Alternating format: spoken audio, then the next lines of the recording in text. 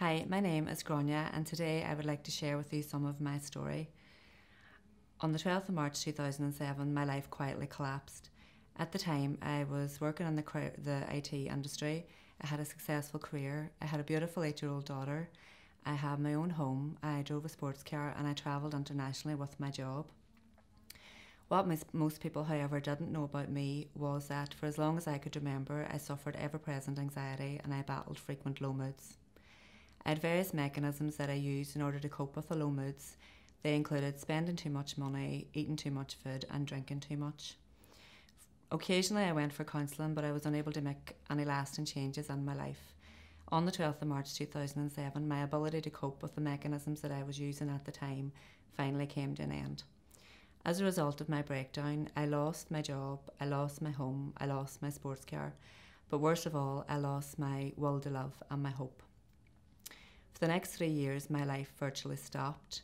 I was able to work part-time so that I could prevent myself being a complete financial burden to my family, and I did have some good days. Unfortunately, however, life in general was just a great big sense of nothingness for me.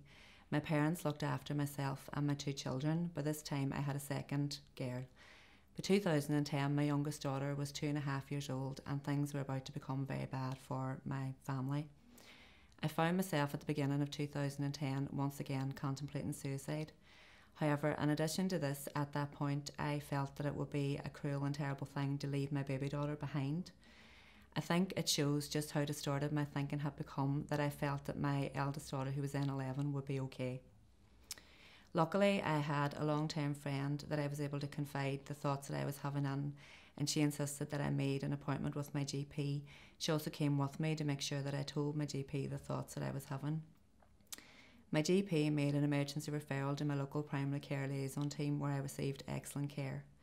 Part of that care was to be referred back to Zest for counselling, and at this point my experience with counselling would prove to be pivotal in my recovery. Another event that coincided with my referral to the primary care liaison team was that I had lunch with 2 long-term friends. And during that lunch, I had what is commonly known as a light bulb moment. It was just a moment when somebody said something that I started to feel that I could do something about where I was. And at that point, I took my recovery into my own hands. When I look back now, almost 4 years later, I look on that period of my life as the greatest gift that I was ever given. It was, without a doubt, the worst time of my life, and I work very hard to make sure that I will never repeat the experience I had with depression. But how many people at almost 40 years of age get the chance to completely rebuild their life? I've retrained now into the field of mental health. I love my job working for Aware Defeat Depression, and how can I fail to be passionate about the job that I do? In 2013, I graduated with first class honours with a degree in psychology, which was a long-term dream that I'd had, and I'm now enrolled in a PhD programme, which was another long-term ambition. Most importantly for me, I am now a fully engaged mother to my 2 beautiful girls. I'm parenting them in the way that they deserve to be parented, and I believe that I'm a good role model to them. For me, the secrets to recovery are rooted in the things that we do every day. It's about what we do day in and day out. For me, it's about the exercise that I choose to do, the food that I choose to eat, how I spend to choose my time, the things that I choose to talk about, and the books that I choose to read. As I made and I continue to make small change after small change, what I found was that I uncovered the real me. I developed some real self-esteem and I began to like myself, and that took a long time.